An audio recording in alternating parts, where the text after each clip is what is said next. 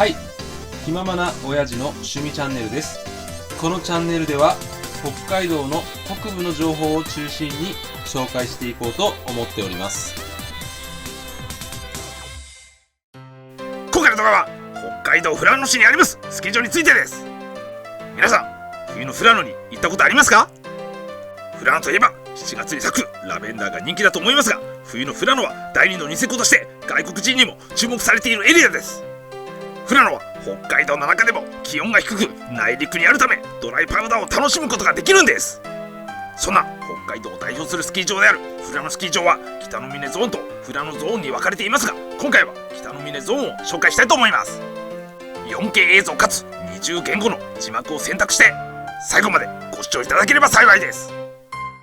はい、 JR 富良野駅から動画をスタートしたいと思います。 JR 富良野駅前には右上に載せておりますレンタカーやレンタルバイク、レンタルサイクルができるお店があります。ただコロナの影響や季節などの問題で営業していない可能性もありますので、事前に問い合わせいただければと思います。国道38号線を滝川方面に走行していきますと、目の前に今回紹介します富良野スキー場が見えてきます。富良野スキー場は旭川空港から約46キロ、車で約60分、新千歳空港からは約130キロ、車で2時間半くらいで行くことができます。個人的には旭川空港からのアクセスが非常に良いので、ぜひ欠航率がほとんどない旭川空港を利用してほしいと思います。 JR 富良野駅からは今回紹介します富良野スキー場北の峰ゾーンは約 3.5 キロ、車で10分ぐらいで行くことができます。車以外ではバスで富良野に行くこともできます。 JR 旭川駅や旭川空港からの便、そして新千歳空港や札幌、帯広からもバスが出ています。富良野スキー場は北の峰ゾーンと富良野ゾーンの2つのエリアがあります。ただ一度に両方をまとめて紹介した場合、動画の時間が長くなってしまうため、今回は北の峰ゾーンのみの動画を作成しています。この辺りの北の峰エリアは今第2のニセコと言われていまして、外資系の投資が活発です。最近ではスタイリッシュなコンドミニアムなどもどんどん建設されています。はい、富良野スキー場北の峰ゾーンに到着しました。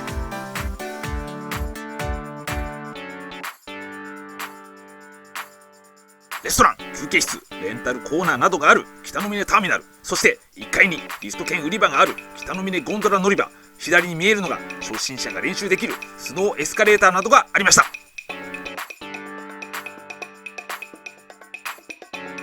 北の峰ゴンドラ乗り場1階の様子です。売店や自販機、コインロッカー、リフト券売り場、インフォメーションデスクがありました。リフト料金は初滑りと春スキー期間であります12月上旬までと3月下旬から5月上旬までのシーズンと、それ以外の12月中旬から3月下旬までのレギュラー料金に分かれています。北の峰ゾーンはレギュラーシーズンのみオープンしていますので、赤枠で示した料金になります。リフトプラスワンは富良野スキー場のウェブサイトからクーポンを持参すると、リフト券と温泉入浴券などがセットされた料金が割引されるようです。新富良野プリンスホテルの温泉を宿泊者以外が利用しますと1540円かかりますので、リフト券にプラス300円で温泉に入れるのはかなりお得だと思いました。またこのスキー場は小学生以下はなんと無料なんです。富良野スキー場太っ腹ですよね。それ以外に19歳の方も年末年始以外が無料ですし、10歳の方も平日が無料だそうです。こちらに記載していないリフト料金もありますので、詳しくは富良野スキー場のウェブサイトをご確認いただければと思います。こちらにありますインフォメーションデスクでは日本語に加え英語、中国語が話せるスタッフがいました。スキー・スノーボードのレンタルショップは北の峰ターミナルと反対側にあるスタイリッシュな建物の1階にありました。北の峰ターミナルにありますレンタルショップはゲレンデから近い点と富良野ゾーンにもこちらの系列店がありますので、系列店で借りたレンタル品を返すことができる点がメリットだと思いました。反対にフェニックス富良野1階にありますレンタルショップは少しレンタル料金が安い点がメリットがあると思いました。またこちらのお店は事前オンライン予約で 10% 割引もあるそうです。どちらの店もプレミアムスキースノーボードセットがあり、レンタル品では味わうことができないモデルをレンタルすることができるようです。富良野スキー場にあるスキースクールはこれ以外のスクールもあります。富良野スキー学校は日本語のみ対応ですが、スキースノーボードのどちらのレッスンも受講できます。またこちらには中国語対応レッスンや英語対応のレッスンもありました。ただコロナの影響などでレッスンをしていない可能性がありますので、ご確認いただければと思います。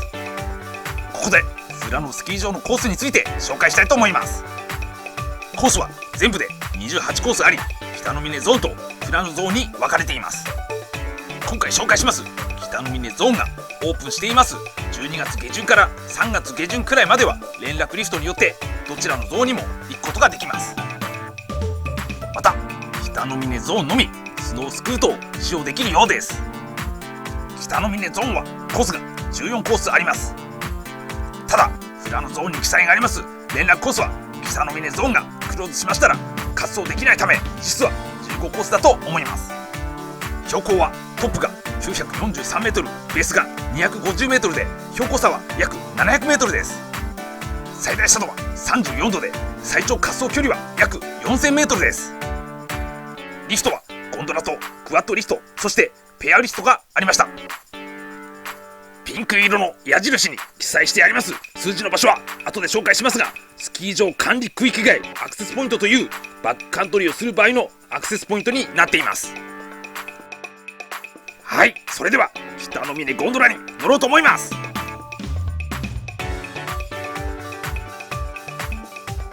北の峰ゴンドラは全長が2958メートルです。撮影した日はたまたま空いていましたが、混んでいる日はかなり並ぶと思います。またコースが中級コースと上級コースしかありませんので、初心者や初級者は乗らない方が良いと思います。この動画を撮影した日は2022年2月後半の晴れた日と雪の日の2日間で撮影しております。私は富良野スキー場に毎年滑りに来るのですが、かなり混んでいる印象がありました。旭川周辺のスキー場の中で外国人の割合が多いスキー場ですので、特にインバウンドの影響があると感じました。富良野スキー場は街に非常に近いので、富良野の街が綺麗に見えました。富良野市の人口は約2万人ですが、もっと大きな都市に見えますよね。美味しいお店も多いので、個人的にも大好きな街です。ゴンドラ正面奥に見える急斜面のコースは計2コースです。今回は滑っていませんが、最大斜度34度でコブになっていまして、スノーボードで滑るにはかなり難しいコースです。景色を見ながら乗車していましたら、10分ぐらいで北の峰ゴンドラの降車口に到着しました。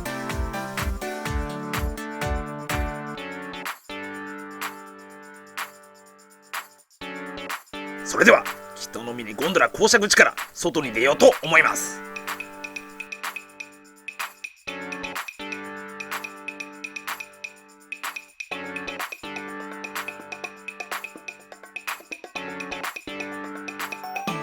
こちらのコースは K1 コースです。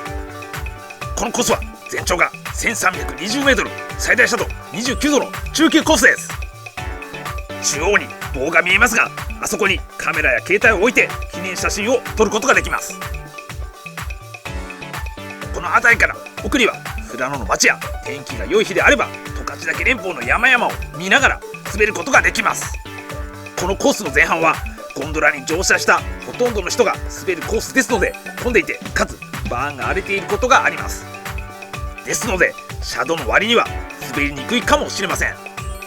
ここをまっすぐ進むと、今回紹介しておりませんが最大斜度27度の上級コースである K3 コースを滑ることができます。ただ今回は右にカーブして K1 コースを滑りました。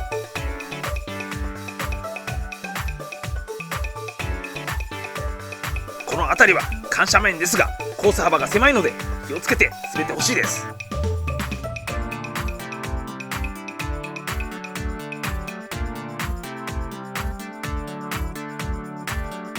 ここの辺りで計算コースと合流します。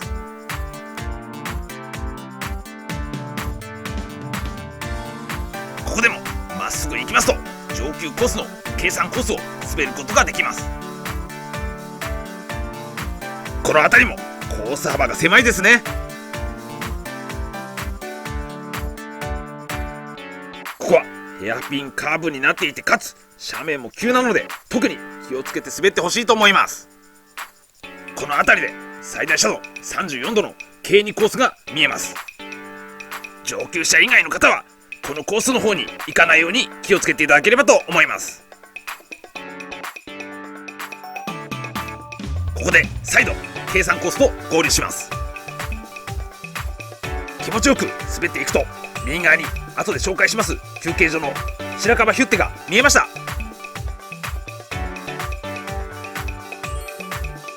こちらのコースは G3 コースです。このコースは全長が 660m、 最大斜度26度の中級コースです。私が滑った時には雪が降っておりましたので新雪を楽しみました。新雪がない場合でも中級者以上の方であれば圧雪板を気持ちよく滑ることができると思います。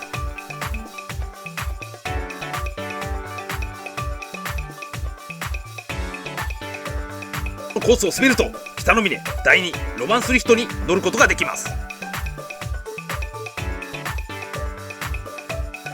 こちらのコースは F5 コースです。このコースは全長が 1020m、 最大斜度18度の初級コースです。このコースは北の峰第1高速リフトから行くことができます。このコースはクワッドリフトの右側のバーンです。反対に左側のバーンは後で紹介します F6 コースになります。私が滑った感覚ではコース幅も広く斜面も比較的緩いので初級者でも気持ちよく滑れるコースだと思いました。ここから見に行きますと F4 コースに行くことができます。普段このコースはファミリーなども多いのですが全然滑っている人がいなかったですね。残念ながら説明をただ映している状態でした。北海道を代表する富良野スキー場でこの混み具合はありえないと思いました。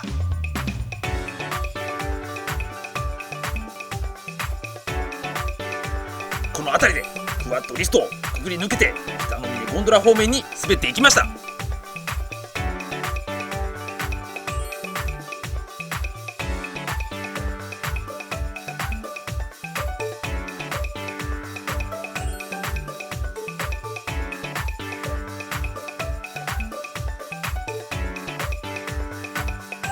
こちらのコースはプレミアムゾーンです。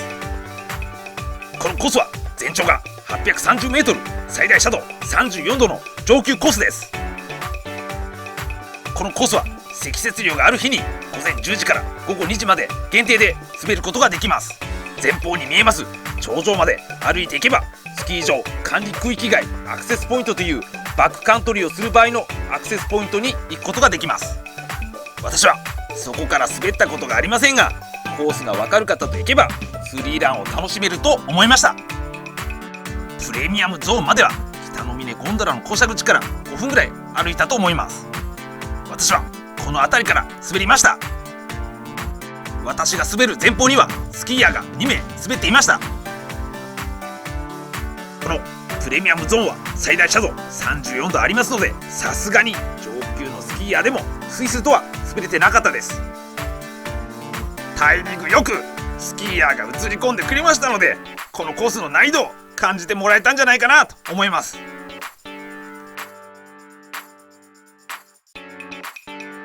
新雪もあり比較的雪質も軽かったので難しいコースではありましたが滑りやすかったです。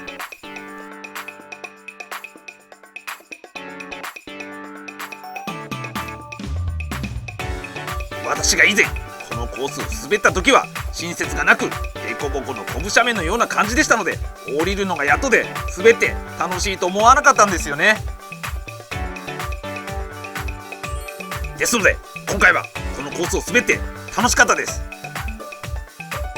なんとか一度も転ばずに滑ることができました。個人的にはこのコースをうまく撮影できるか不安でしたので良かったです。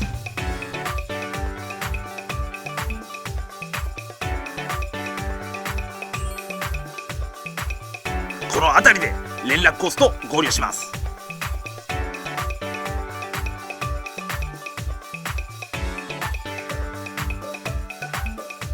ここで初中級者は左へ、上級者は右へと書いてありましたので、私は右のコースを滑りました。かなり急斜面でしたね。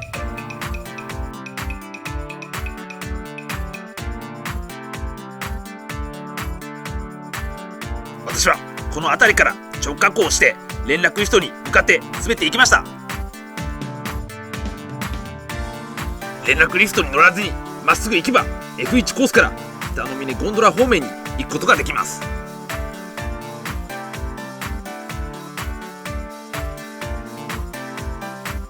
こちらのリフトは連絡リフトで、リフトの長さが931メートルで乗車時間は8分ぐらいだそうです。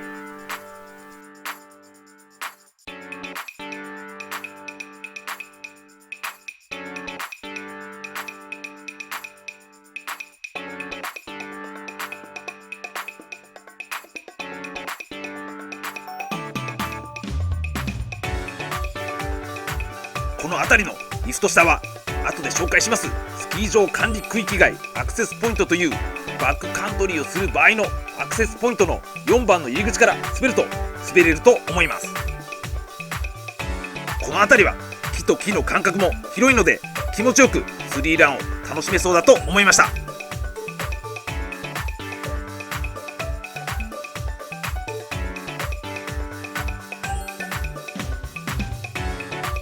この辺りはかなり急斜面ですが、リフト下のできるだけ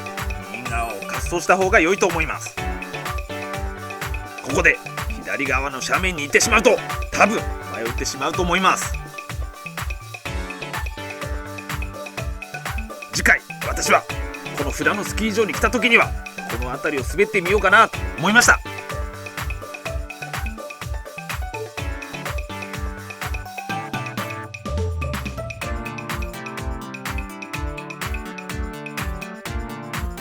リフトの降車は降りやすかったです。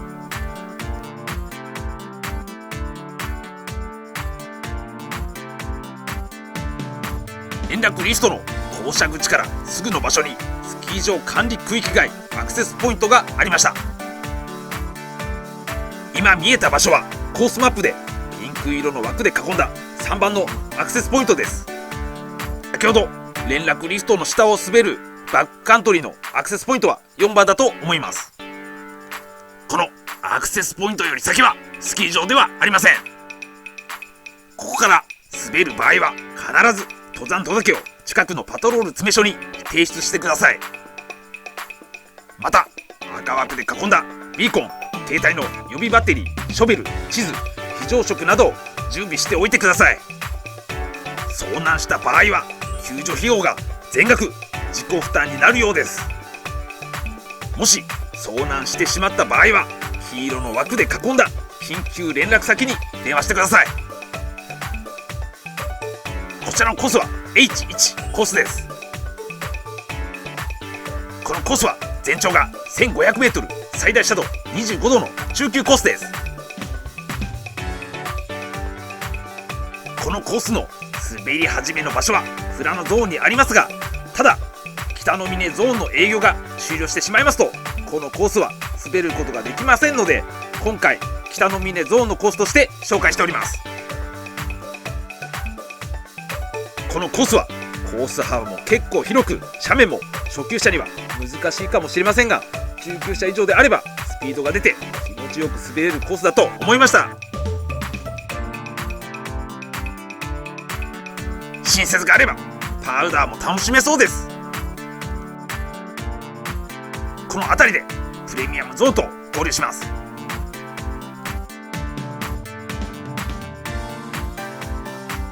こちらのコースは F1 コースです。このコースは全長が 1900m、 最大斜度17度の初級コースです。このコースを滑った時にはかなり雪が降っていました。レンズに雪がくっついてしまって映像が見づらくなっております。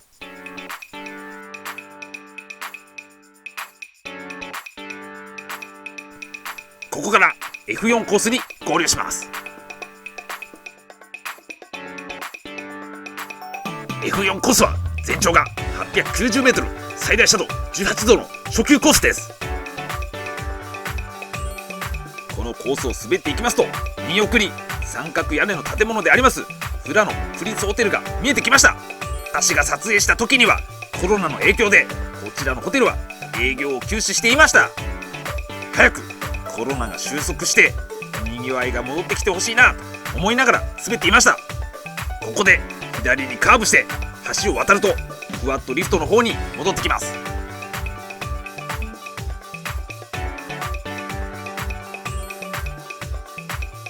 こちらのリフトは北の峰第一高速リフトで、リフトの長さが 1058m で乗車時間は6分ぐらいだそうです。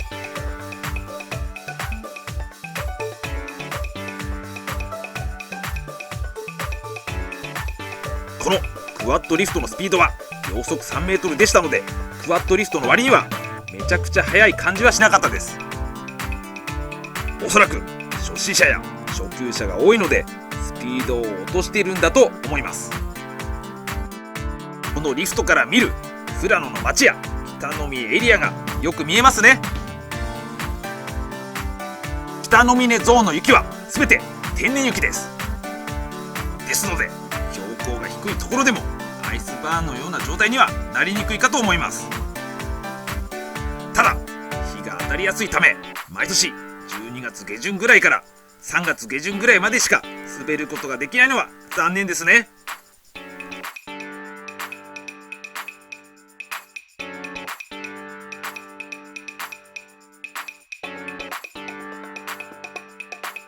リフトの降車ですが、クワッドリフトは乗っている時はスピードが速いのですが、リフトの降車時はゆっくりになりますので、勢いをつけて降りれないので意外に転びやすいかもしれません。初心者の方は気をつけて降りてほしいです。こちらのリフトは北の峰第2ロマンスリフトです。このリフトはリフトの長さが 720m で乗車時間は6分ぐらいだそうです。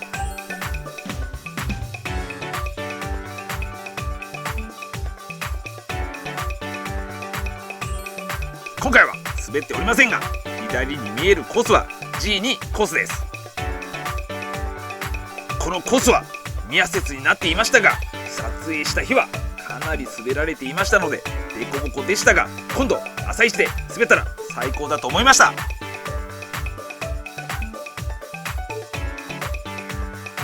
コースや景色を眺めていましたら、あっという間にリフトの降車です。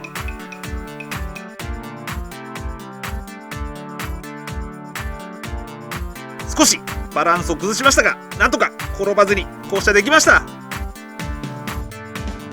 北の峰第2ロマンスリフトから奥に見える建物は無料休憩所であります白樺ヒュッテです。白樺ヒュッテの中には自動販売機があり、ソフトドリンクを買って飲むことができます。こちらのコースは F6 コースです。このコースは全長が 1170m、 最大斜度19度の初級コースです。クワッドリフトの左側のバーになっていまして、コース幅も広く滑りやすいと思いました。左前に見える看板のところからはスノーパークになっています。このスノーパークには小さなキッカーが2カ所ありました。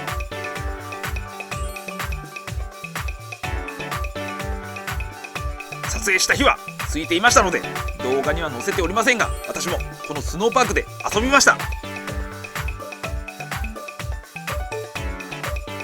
このコースから見える景色、めちゃくちゃ最高ですね。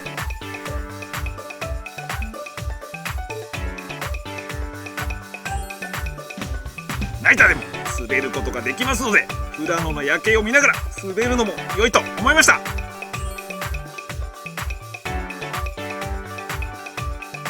こちらは初心者が練習できる無料の初心者レッスンゾーン並びにスノーエスカレーターがありました。右側の建物の北の峰ターミナル1階には休憩室とレストランがありますので紹介したいと思います。以前は2階もレストランになっていたそうですが、コロナの影響で外国人が入国できないため現在は営業していませんでした。北の峰ターミナル1階の様子です。自動販売機と手前のエリアは休憩室、奥のエリアはレストランエリアになっていました。レストランのメニューです。ラーメンやそば、カレーライス、豚丼などのフードメニュー、ソフトドリンクやアルコールなどもありました。個人的には赤枠で囲んだ釧路のローカルフードでありますスパカツ1380円やおでん680円、富良野に来ていますので富良野の赤ワイングラス600円も良いと思いました。ただ飲酒運転は NG ですので、車を運転しない場合にアルコールを飲んでください。このレストラン以外に北の峰ゴンドラの乗り場のところにキッチンカーがありまして、カフェラテなどの飲み物や軽食などを買うことができます。これで今回の動画は以上になります。今回紹介しました北海道富良野市にあります富良野スキー場は、今回紹介しました北の峰ゾーンと富良野ゾーンの2つのエリアに変化に富んだ28コースを楽しむことができる第2のニセコと呼ばれるほど世界から注目されているスノーリゾートです。アクセスにおきましても旭川空港から約46キロ、車で60分、新千歳空港から約130キロ、車で2時間半、そして JR 富良野駅からは今回紹介しました北の峰ゾーンまではわずか 3.5 キロしか離れていない、アクセスも良いスキー場だと思います。富良野スキー場には外国語対応のスタッフも多いですので、外国人が日本語を話せなくても不自由を感じないでスキー、スノーボードを楽しむことができるんです。アフタースキーにおきましても富良野の中心部が近いですので、買い物を楽しんだり美味しいレストランで食べることができるので人気があるのもうなずけるかと思います。そして小学生や19歳は無料で楽しめるという太っ腹なところもあっぱれなスキー場じゃないかなと思います。ぜひ一度富良野スキー場で冬を満喫してみてはいかがでしょうか。今後も北海道の北部の情報を中心に紹介してまいりますので、チャンネル登録よろしくお願いいたします。